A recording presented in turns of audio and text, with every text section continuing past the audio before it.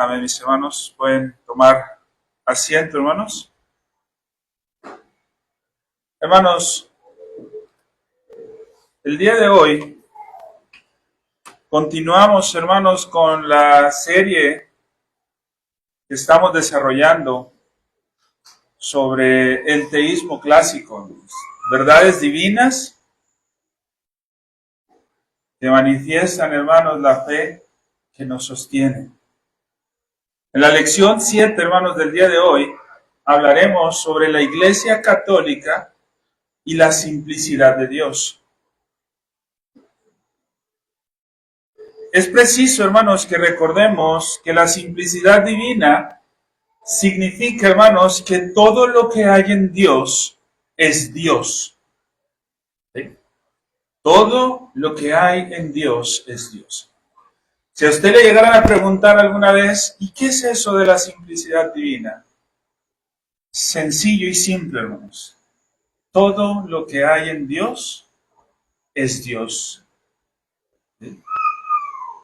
No hay una distinción, hermanos, entre Él y su acto. No hay una distinción, hermanos, entre su acto y su existencia. No hay una distinción, hermanos, entre su sustancia y lo que nosotros comúnmente llamamos como atributos. No hay una distinción, hermanos, entre su naturaleza y, ojo, hermanos, y su actividad intrínseca. No hay una sola distinción, hermanos. Todo lo que hay en Dios es Dios. Esta afirmación, hermanos, de todo lo que hay en Dios es Dios, debería de derivar algunas implicaciones para nuestro lenguaje sobre Dios. Hermanos, el patrón ordinario para hablar de las criaturas, hermanos, no aplica en Dios, hermanos. Y ahorita vamos a ver algo de esto, hermano.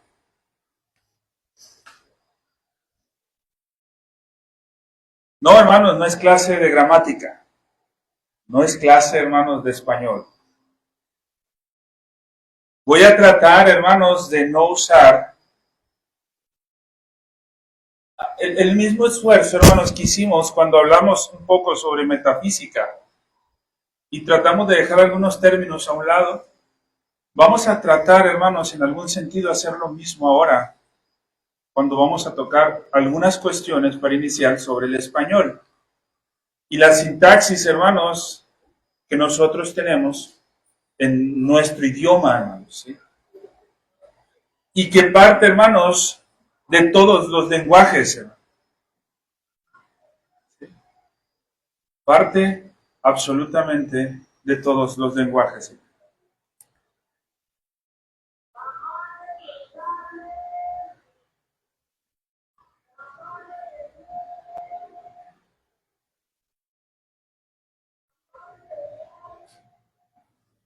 Una oración, hermanos, común, ¿sí?, está compuesta por un sujeto y un predicado, hermanos, ¿sí? Creo yo, hermanos, que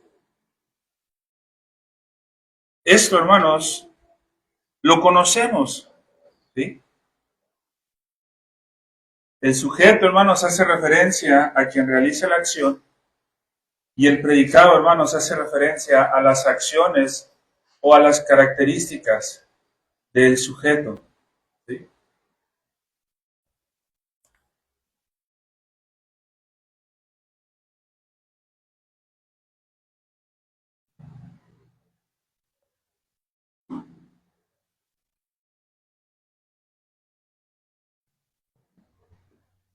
En el español, hermanos, nosotros tenemos esta frase, por poner un ejemplo. La frase, Roberto es sabio y poderoso. Gramaticalmente, hermanos, la sintaxis de la forma que tiene esta oración tenemos que Roberto es el sujeto. ¿Estamos de acuerdo? Aquí nosotros encontramos al sujeto. Y acá nosotros, ya lo taché, pero no lo quería tachar, nomás lo quería subrayar. El sujeto es sabio y poderoso, hermanos. En nuestra gramática, ¿sí? Nosotros, cuando leemos una oración como esta, Roberto es sabio y poderoso, nosotros tenemos, por la sintaxis que usamos, hermanos, o por la gramática que nosotros empleamos, nosotros tenemos que identificar y tenemos que distinguir entre el sujeto, que es Roberto, y dos términos o adjetivos que se le atribuyen a Roberto, que es sabio y poderoso. Estas distinciones, hermanos, dentro de la sintaxis que nosotros entendemos, deberían entenderse así, hermanos, ¿sí? Si nosotros desglosamos esta frase, hermanos, o este enunciado,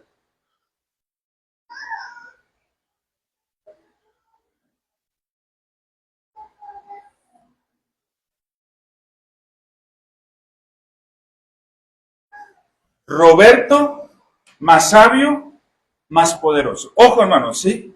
Quiero aclarar algo, hermanos. Para muchos, estas cuestiones, hermanos, pudieran pensar que deberían de ser enseñadas en seminarios. Porque ¿cómo vamos a meter a la iglesia en cuestiones de este tipo? ¿Para qué? ¿Qué necesidad? Hermanos, el daño más grande que se le ha hecho a la iglesia en la actualidad es la idea, hermanos, de qué necesidad.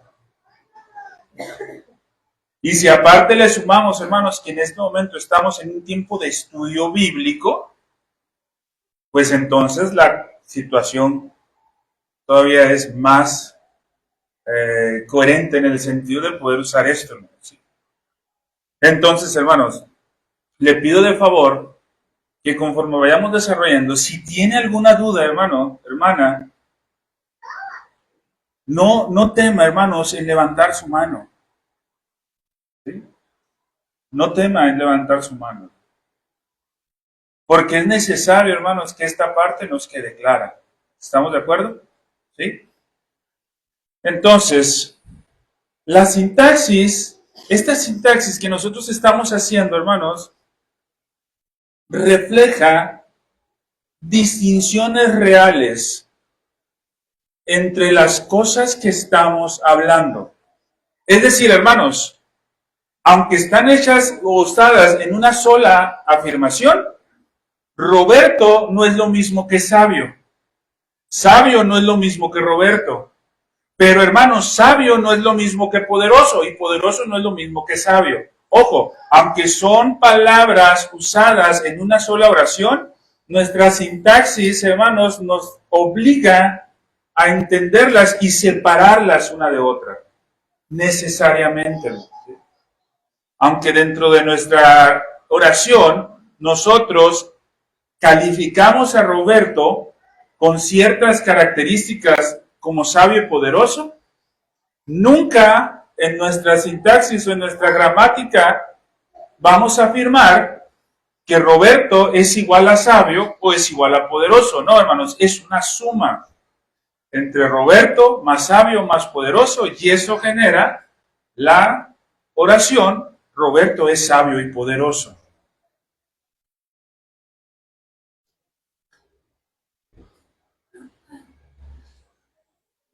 Estos términos, hermanos, Roberto, sabio y poderoso, ¿estamos de acuerdo que son cosas totalmente distintas?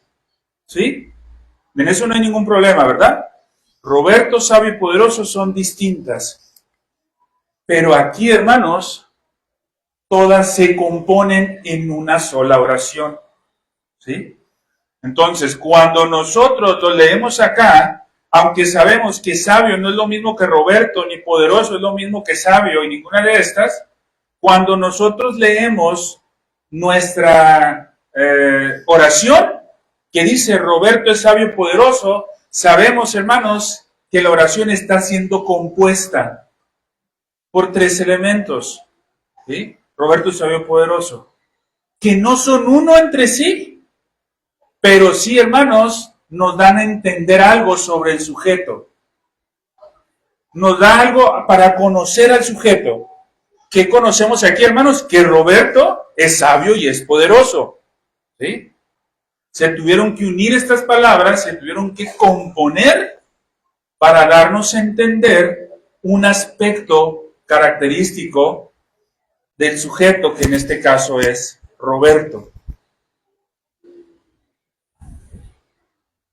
La forma compuesta, hermanos, de este enunciado se deriva de la composición real de Roberto. Es decir, hermanos, Roberto es la sustancia primaria. El sujeto, en este caso, hermanos, es la sustancia primaria, con las propiedades que tiene esa sustancia primaria, que como lo vimos hace 3 clases, ¿sí?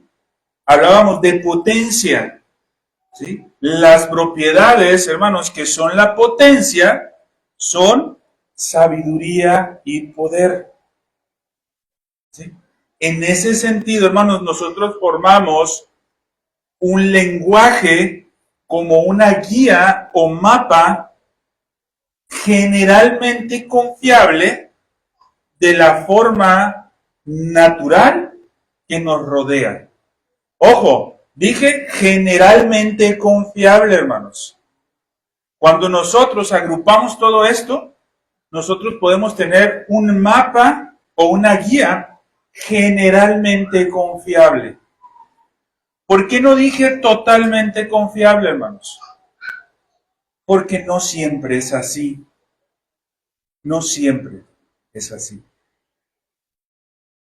El problema de esta sintaxis, hermanos, y de este entendimiento, radica cuando nosotros queremos aplicar esta misma gramática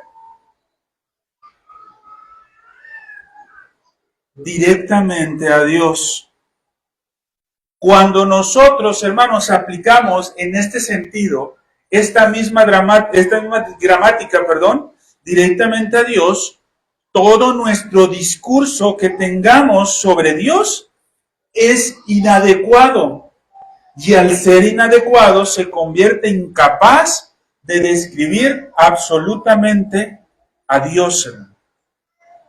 Solamente nos permite tener presuposiciones o pensamientos sumamente complejos sobre Dios que es simple. No podemos descubrir, hermanos, el modo de ser de Dios intentando leer con una gramática tan superficial como esta. Aquí nosotros sí podemos entender, hermanos, que Roberto es sabio y poderoso. Pero esa misma gramática, hermanos, no podemos aplicarla de la misma forma a Dios.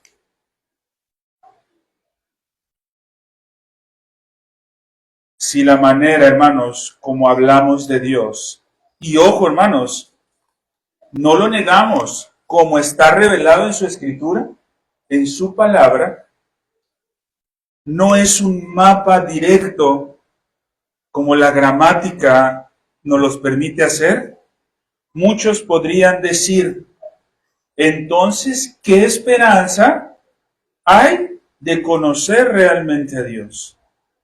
¿De verdad podríamos tener una esperanza de conocer a Dios como conocemos a otras personas? Si estamos diciendo, hermanos, que no podemos tener ese mapa, hermanos, no. No podemos conocer a Dios de la forma en la que conocemos a otras personas. Cualquier ejemplo, hermanos, que pongamos sobre el ser de Dios relacionado por la experiencia que tenemos nosotros con otras personas, no puede ser aplicado. Por eso tenemos que tener mucho cuidado, hermanos, cuando hablamos de Dios. ¿Sí? Es permitido, hermanos, usar las palabras que Dios manifestó en su escritura. ¿Sí? es permitido. Pero ojo, cuidemos de no igualar esa gramática a la naturaleza de Dios. De forma sencilla, hermanos, cuando nosotros leamos que Dios es amor, ¿qué no vemos en esa afirmación? Que amor sea una característica distintiva del ser de Dios. No, hermanos. Sabio es una característica distintiva de Roberto. En la gramática o en la sintaxis, hermanos, que nosotros usamos para comunicarnos, es adecuado. Pero si lo queremos aplicar a la naturaleza de Dios, estamos muy limitados. No pudiera ser. Para muchos hermanos, esto significa confesar la simplicidad de Dios. El reconocer que nuestra sintaxis no puede expresar lo que es Dios.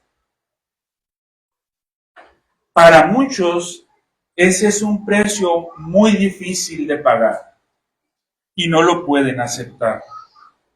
Y al no aceptarlo, niegan la doctrina que por buena y necesaria consecuencia se afirma sobre Dios. Y ojo, hermanos, con lo que vamos a ver. Hermanos, nosotros podemos tener diferencias en cuanto a nuestras posiciones escatológicas sobre el fin de los tiempos, ¿verdad? Y nosotros podemos seguir reconociendo, hermanos, a los premilenialistas, a los postmilenialistas, aún siendo milenialistas. ¿Sí? Nosotros podemos reconocerlo como hermanos. Pero hermanos, si alguien niega la doctrina de la Trinidad, no podemos reconocerle como hermano. ¿Sí? ¿Sabe dónde está la base de la doctrina de la Trinidad? ¿Sobre qué base se formuló la doctrina de la Trinidad? Sobre la doctrina de la simplicidad de Dios. Por eso les decía hace 3 lecciones, hermano, la gramática fundamental de la doctrina es la simplicidad de Dios. Entender esto, hermanos, es entender, hermanos, el fundamento de la doctrina.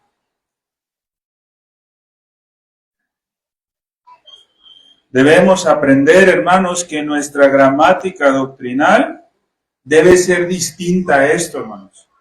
¿Sí? Y esta debe tener su base en la enseñanza de la simplicidad de Dios.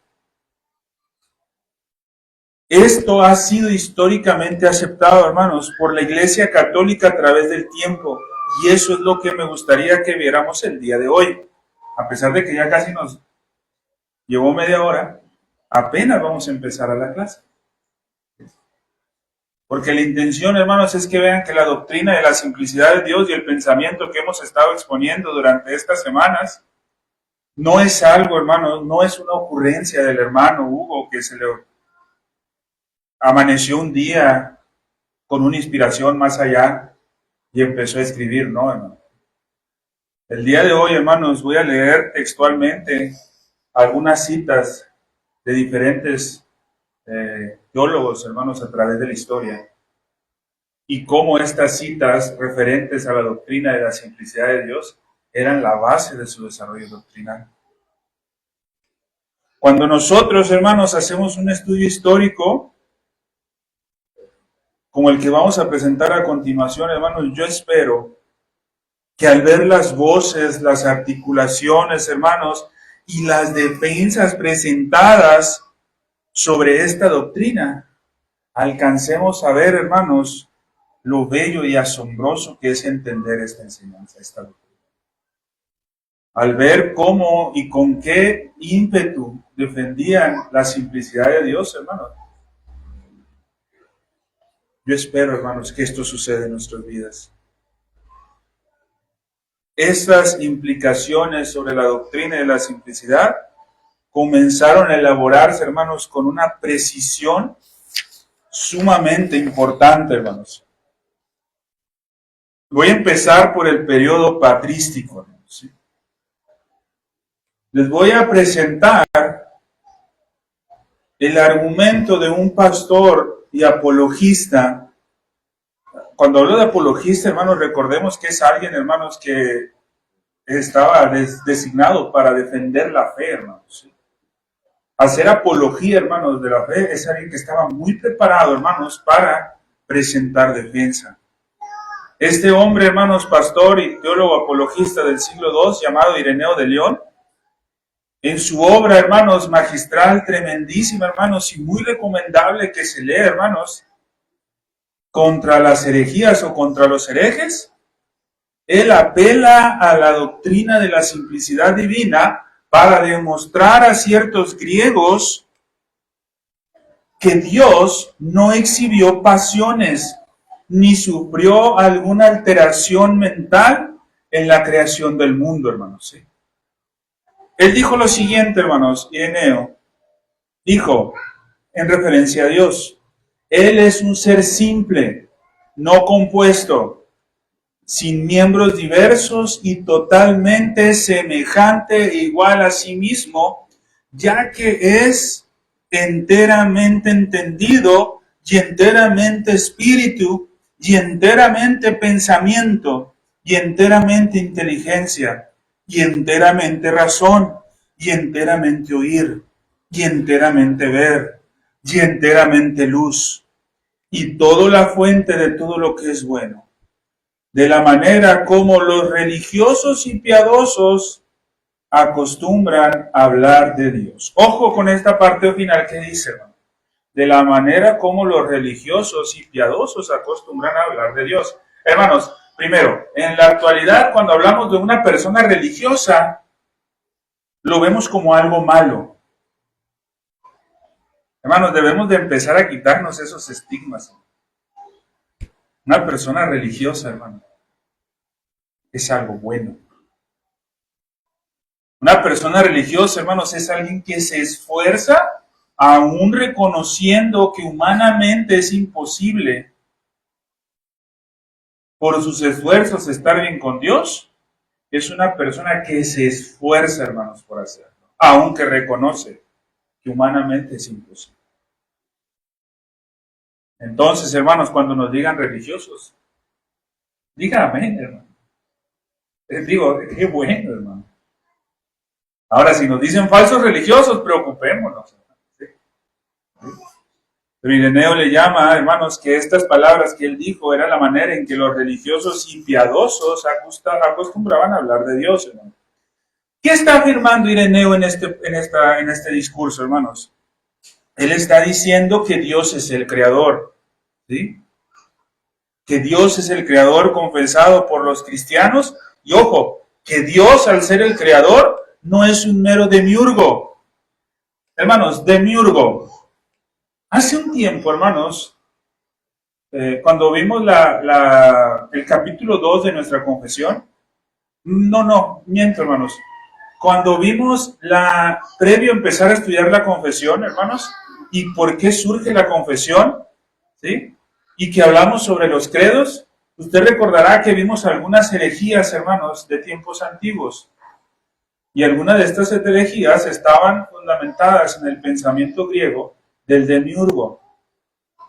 Y ojo, hermanos, ellos decían, nosotros reconociendo que Dios es un Dios bueno, no puede ser que sea el Dios malo que habla el Antiguo Testamento con todas las atrocidades que dice que hizo.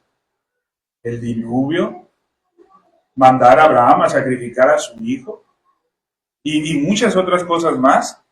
Y empezaron a formular una idea de un demiurgo, es decir, un Dios, hermanos, que se manifestaba de diferentes formas conforme el tiempo iba pasando y conforme a la necesidad que se tenía que presentar. Entonces, hermanos, el demiurgo lo presentaron como un ser que respondía al pecado del hombre y que estaba atacando el pecado del hombre. ¿Sí? Ireneo dice, no es un mero demiurgo, como se pensaba en aquel tiempo, que cambia o empieza a ser lo que no era en la producción del mundo. Ellos decían, el demiurgo es Dios que cambió después de la creación. Ireneo les decía, no, no es eso.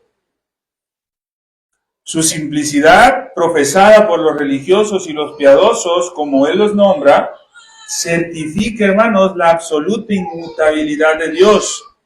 Con esto nosotros vemos que la que la simplicidad divina no era algo extraño entre los cristianos del siglo XII.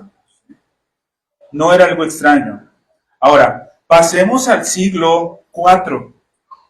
En el siglo IV, hermanos, tenemos a un hombre también, hermanos, llamado Atanasio de Alejandrina. Atanasio de Alejandrina sostiene que Dios no puede ser concebido como un ser compuesto por partes. Y dice, hermanos, Atanasio, porque Dios es un todo y no un número de partes, y no consiste en elementos diversos, sino que Él mismo es el hacedor del mismo universo. Pues mira qué impiedad pronuncian contra la deidad cuando dicen esto, porque si Él consiste en partes, ciertamente se seguirá que Él es diferente a sí mismo y está hecho por partes diferentes. ¿Qué habría pensado, hermanos, Atanasio si le dijeran, como lo vimos en clases anteriores, hermanos, rechazando esa idea, que Dios está compuesto por dos partes? Una sustancia que no cambia y una parte, hermanos, que puede sufrir alteraciones por su relación con la humanidad. ¿Qué hubiera pensado, hermanos, estos hombres? Con lo que acabamos de leer, hermanos, podemos ver que lo hubieran negado inmediatamente. Y no nos lo tendríamos que imaginar, hermanos, porque arrianos, nestorianos y muchos otros más fueron catalogados como herejes por afirmar que Dios está compuesto. Ese mismo pensamiento, hermanos, de Atanasio fue uno de los primeros, hermanos, en aportar la verdad de la simplicidad divina a la doctrina de la Trinidad. En esa verdad de la simplicidad divina, hermanos, se empieza a desarrollar la doctrina de la Trinidad, hermanos. Atanasio sostiene, esta parte es importante, hermanos, ¿sí? Sostiene que el Hijo no es una parte de Dios, no es un vástago surgido de algún cambio de la divinidad. Y él fundamenta esta idea, hermanos, en la doctrina de la simplicidad de Dios. Dice Atanasio lo siguiente, hermano: la generación divina no debe compararse con la naturaleza de los hombres, ni el Hijo debe considerarse como parte de Dios, ni la generación debe implicar pasión alguna en Dios. Dios no es como el hombre, pues los hombres, ojo, engendran pasivamente teniendo una naturaleza que transitiva. Él no está compuesto en partes, sino que siendo impasible y simple, es imposible e indivisible, Padre del Hijo. Hermanos, cuando nosotros hablamos de un padre y de un hijo, aunque el Hijo se desprende, hermanos, del Padre, ¿sí? Aunque el Hijo desprende del Padre, cada uno, hermanos, están por su lado. Lógicamente, hermanos, ¿quién existe primero? ¿El Padre o el Hijo? Pues el Padre, ¿verdad? Si no, ¿cómo iba a existir el Hijo? En la generación divina, hermanos, no aplica así. Es decir, hermanos, no tiene que existir primero Dios Padre para que después exista Dios Hijo. Eso no puede ser. En nuestro lenguaje humano, sí tiene que existir primero el Padre para que exista el Hijo. Pero en el lenguaje divino o en la gramática, nosotros tenemos, en la gramática clásica, nosotros tenemos que reconocer que eso no aplica. Y esto, hermanos, dio entrada a muchas desviaciones doctrinales. Muchos empezaron a negar la existencia eterna del Hijo. Muchos empezaron a decir que el Hijo empezó a existir hasta que Cristo vino a la tierra. Muchos empezaron a afirmar eso, hermano. Ante estas afirmaciones, ¿sí?, en nuestro lenguaje humano, hermanos, como el Hijo se desprende del Padre, de esa misma manera empezaron a creer que Dios se desprendía Dios Hijo se desprendía de Dios Padre, y eso hacía que en un momento y en un tiempo de la historia, Dios Hijo no existiera. Pero eso es imposible, hermano. ¿Por qué, hermanos? Porque aunque hay Dios Padre, Dios Hijo, Dios no es un ser compuesto. Esa gramática, para entenderlo a Él, no aplica. ¿Sí? Este mismo comentario, hermanos, escribe Atanasio en su obra en la que defiende o presenta defensa al credo niceno, hermanos. Siendo Dios sin partes, dice, es Padre del Hijo, sin partición ni pasión. Sin partición ni pasión. La simplicidad divina, hermanos, es una pieza central en la gramática cristiana clásica, dando incluso forma a la articulación de la doctrina de la Trinidad. Hermanos, hoy hay muchos que se profesan ser trinitarios y no saben qué significa la simplicidad divina.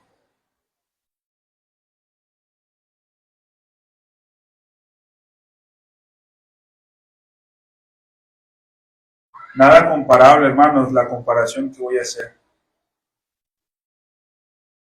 Pero es como si le dijeras a un pastelero que quiere hacer un pastel y no sabe qué es la harina. No, si no sabe, no va a poder. ¿Sí? Ahora, podríamos ver mucho más, hermanos, sobre la época patrística. Pero, hermanos, el tiempo está limitado. Vamos a pasar, hermanos, a la Edad Media. ¿Sí? En el siglo XI, hermanos, y solamente de la Edad Media, hermanos, voy a ver dos autores. En el siglo XI, Anselmo de Canterbury alaba a Dios por su independencia y autosuficiencia cuando escribe su escrito, valga la redundancia, llamado Proslogion. Él dice lo siguiente, hermanos: pero es evidente que tú eres lo que eres, no por otra cosa, sino por ti mismo. Por lo tanto, tú eres la vida misma por lo que vives, la sabiduría por lo que eres sabio, y la bondad misma por lo que eres bueno con los buenos y con los malos, y así con los atributos similares.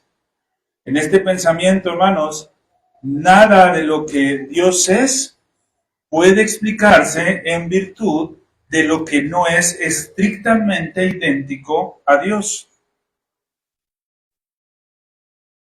Hermanos, esta doctrina de la simplicidad, aun siendo la base de muchas otras doctrinas, hermanos, incluyendo la doctrina de la Trinidad, alcanza, hermanos, su punto cumbre de expresión y de forma más sofisticada en los escritos de un hombre, hermanos, al que muchos le tienen miedo. que se llama Tomás de Aquino. Tomás de Aquino, hermanos, es un teólogo de la Edad Media. En lo referente a esta doctrina de la simplicidad, hermanos, él fue el que la desarrolló de una forma tremenda, hermanos. Alcanzó su cúspide, hermanos, con él. Lamentablemente, hermanos, dentro del mundo evangélico, sobre todo del actual, se nos ha enseñado a rechazar el pensamiento de Aquino, con un supuesto celo, hermanos, por la Escritura. ¿Por qué, hermanos? Porque la forma en la que Aquino, hermanos, unificó en algún sentido o llegó a la cumbre esta expresión de la simplicidad divina, el factor más importante de Aquino fue que recuperó él el marco metafísico de Aristóteles para explicar la simplicidad divina. Ante este acto, hermanos, de Tomás de Aquino, ojo, hermanos, no los teólogos de más renombre en la Iglesia Católica a través del tiempo. No, hermanos. Los que, hermanos, aparecen más o menos, hermanos, del siglo XVIII en adelante, empezaron a cuestionar las afirmaciones que del siglo XVII hacia atrás se tenían y que una base fundamental de esto, hermanos, era la articulación del marco de la metafísica de Aristóteles. Pero como en el siglo XVIII, hermanos, finales del XVII, inicio del XVIII, aparecen nombres que a lo mejor van a sonar, no nos van a sonar mucho, hermanos, pero aparecen nombres como, bueno, René Descartes, quizás a lo mejor para algunos sí les va a sonar, pero aparecen nombres como John Hobbes, Berkeley, Hume, Kant, filósofos, hermanos, que empiezan a rechazar la metafísica de Aristóteles. Ojo, hermanos, filósofos paganos que empiezan a rechazar la metafísica de Aristóteles. No nos va a dar el tiempo, hermanos. Mi intención era que viéramos una postura de un hombre llamado David Hume y Berkeley y que lo viéramos, contrastáramos con Kant y ver cómo el pensamiento de ellos, hermanos, filósofos paganos, fue el que se introdujo en el pensamiento de aquellos que decían solamente escritura, en el sentido incorrecto, no en el sentido como lo tenemos aquí atrás, en el que decían que tenemos que desechar la metafísica de Aristóteles para postular solamente, porque ese fue el pensamiento, hermanos, rechacemos la metafísica de Aristóteles y adoptemos únicamente lo que aquí está escrito. Pero sin darse cuenta, hermanos, esos que decían rechacemos la metafísica de Aristóteles y aceptemos únicamente lo que aquí está escrito, se adhirieron a los principios, no de lo que aquí está escrito, sino a lo que Hume, Berkeley, Kant, Descartes, por nombrar algunos, afirmaban, sin darse cuenta. Y hoy, hermanos, dentro de los púlpitos, se predica más a David Hume y su teoría de las ideas que la escritura. No nos va a dar el tiempo, hermanos, para profundizar en esto. Quizás, hermanos, dentro de un tiempo, cuando volvamos a retomar el tema, lo presentamos, hermanos. Pero estos fueron los hombres que empezaron a rechazar la metafísica de Aristóteles, hermanos. Y como Aquino, ¿sí?, retomó la metafísica de Aristóteles para entender, hermanos, ojo, la ley natural y la unió a la escritura, ¿Sí? Muchos empezaron a rechazar esos pensamientos. Le voy a leer, hermanos, lo que Tomás de Aquino nos habla sobre esta recuperación del marco metafísico de Aristóteles. El marco metafísico de Aristóteles, hermanos, como ya lo habíamos visto anteriormente, hablaba que toda finitud y composición se entiende de una combinación de principios que dan actualidad, es decir, existencia al ser, que es el acto, y principios por los que uno recibe actualidad al ser, que es la potencia pasiva. Esto ya lo vimos hace como 3 clases, hermanos. Y ojo lo que dice, hermanos, Aquino. El primer motor debe ser simple, pues todo ser compuesto debe contener 2 factores que se relacionan entre sí como potencia y acto. Pero el primer motor, que es totalmente inmóvil, toda combinación de potencia y acto es imposible, porque todo lo que está en potencia es, por ese mismo hecho, móvil. Por consiguiente, el primer motor no puede ser compuesto de partes. Además, algo tiene que existir antes de cualquier compuesto, ya que los elementos que lo componen son, por su propia naturaleza, anteriores a un compuesto. Por lo tanto, el primero de todos los seres no puede ser compuesto. Incluso dentro del orden de los seres compuestos, observamos que las cosas más simples son prioritarias. De ahí que la verdad sea que el primero de los seres debe ser absolutamente simple. Esto lo dijo Tomás de Aquino, hermano. Tomás de Aquino, hermanos, se basa para afirmar esto en la verdad básica revelada tanto en la naturaleza, porque recordemos, hermanos, que la naturaleza nos manifiesta el ser de Dios, ¿sí? La obra de la creación, hermanos, nos manifiestan a Dios. El apóstol Pablo hizo mucho hincapié en esto, ¿no? ¿Sí? La verdad de Dios, hermanos, no se puede tener porque Él lo ha manifestado, hermano. Entonces, Tomás de Aquino basa esta verdad básica revelada en la naturaleza, pero también en las escrituras. Hermanos, no es para nada extraño que los pensamientos de Aquino, ¿sí?, y de otros hombres de la Edad Media permanecieran en la Reforma. Ojo, hermanos, viendo en tiempos, hermanos. La Edad Media, más o menos, hermanos, inicia en el siglo VI, por ahí, después de Cristo. Termina más o menos, hermanos, siglo XVI. ¿Sí? Más o menos, hermanos. La Reforma Protestante, ¿cuándo se da? Siglo XVI, siglo XVII. ¿Sí? Todo eso, hermanos, empieza el movimiento de reforma. No es de extrañarse, hermanos.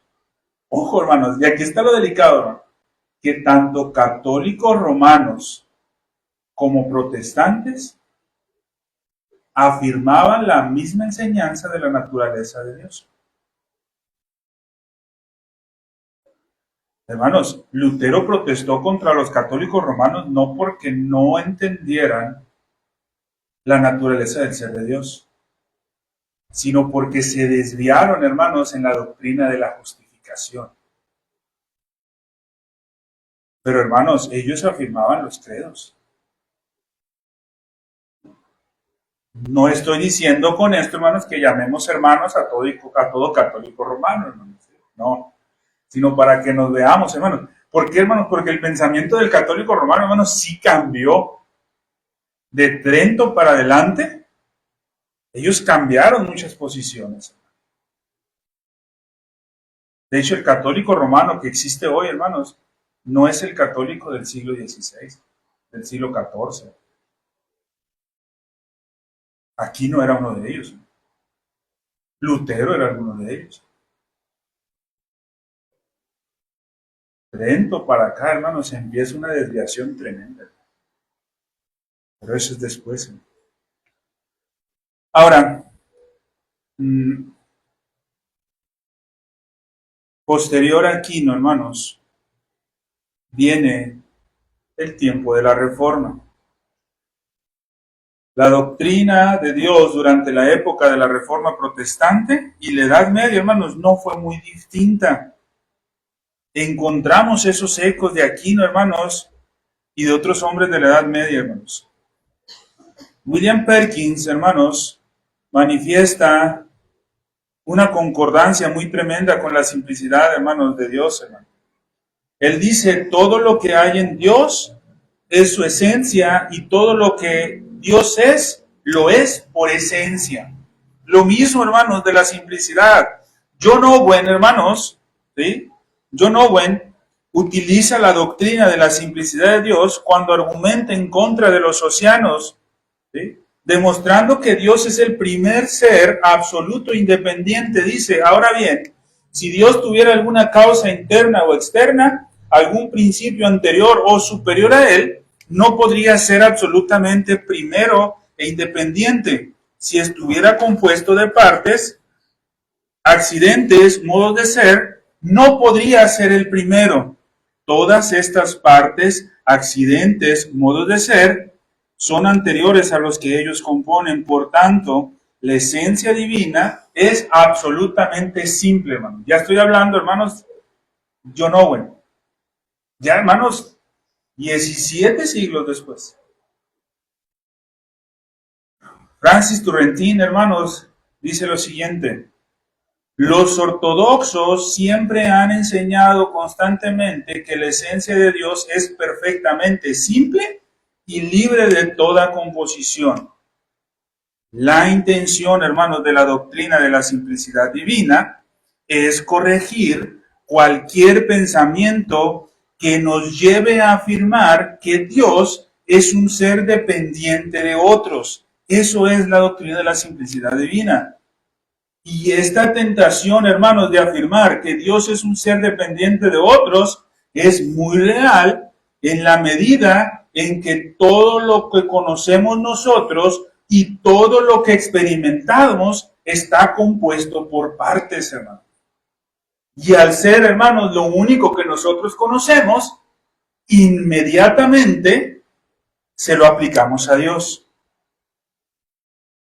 En la actualidad, hermanos, nos hemos acostumbrado tanto a esto que transmitimos nuestras suposiciones a Dios pensando en Dios como si Dios fuera igual a su creación.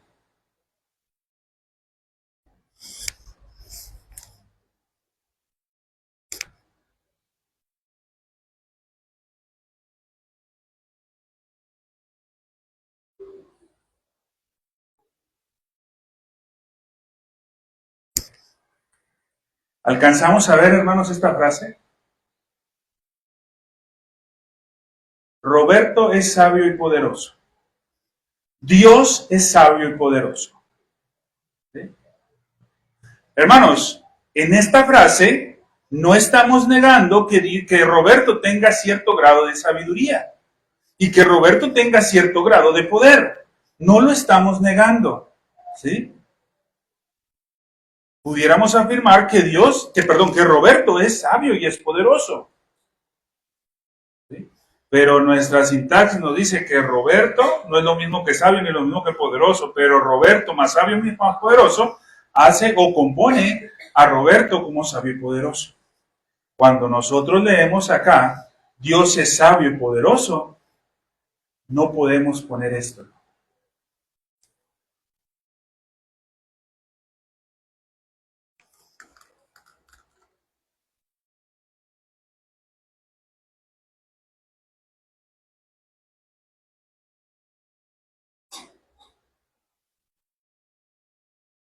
En Dios lo tenemos que entender de esta manera. Poderoso es igual que sabio. Sabio es igual que Dios. Entonces, poderoso y sabio es Dios. Si te das cuenta, hermanos, lo distinto que es de esta frase a esta. Esto, hermanos, es entender la simplicidad divina. Esto, hermanos, es que nosotros podamos hablar correctamente de Dios y entenderlo de forma correcta. ¿Te das cuenta cómo es, hermanos, por alguna manera de decirlo, la misma sintaxis? Pero nuestro fundamento gramatical está acá en la simplicidad. Y allí es donde radica la diferencia. Esto, hermanos, esto es lo que realmente significa ser bíblicos. Y esto es lo complicado, hermano, de aceptar. Bueno, primero de entender, hermanos, ¿sí? Porque yo sé que a lo mejor más de uno estamos. ¿Y cómo empezamos? Entonces, ¿quién es sabio y quién es poderoso? A lo mejor más de uno va a estar ahorita, ¿verdad? ¿Sí? Pero hermanos, poco a poco, hermanos, vamos, hermanos, nuestro pensamiento metiendo esas presuposiciones nuestras, hermanos. ¿Sí? Cuando hablamos de la naturaleza de Dios, hermano, ¿sí? Nuestras presuposiciones, hermanos, deben de estar regidas por la simplicidad de Dios, por la afirmación de que Dios es simple. ¿Dudas, hermanos, hasta aquí? Un montón, a lo mejor, ¿verdad? Pero, hermanos, si ahorita hay tiempo, hermanos, y alguien quiere resolver alguna inquietud o alguna duda, con todo gusto, hermanos, ¿sí? Podemos platicarlo para conocer un poco más de esto. Ya después, hermanos, iremos profundizando más. Pero como les dije, hermanos, ahorita estamos así con lo más por encimitita. ¿Sí? Vamos a orar, hermanos, para posteriormente a esto pasar a la celebración de la Santa Cena. Nos oramos. Padre Santo, Señor, gracias te damos, mi Dios, por este tiempo y por este momento que nos das, de poder estar reunidos, mi Dios, para tu honra y tu gloria, glorificando y exaltando tu santo nombre. Gracias, mi Dios, por este tiempo. Te pedimos que tú seas quien mueve en nosotros ese entendimiento y que nos lleve, mi Dios, en todo momento a conocer en la forma limitada de nuestro ser, aceptar y reconocer tu naturaleza que escapa de nuestro entendimiento, mi Dios. Pero que nos lleve a cuidar en todo momento de no afirmar algo de ti que tú no eres, mi Dios. Gracias, Padre, te damos por todo esto y lo ponemos en tus benditas manos en Cristo Jesús. Amén.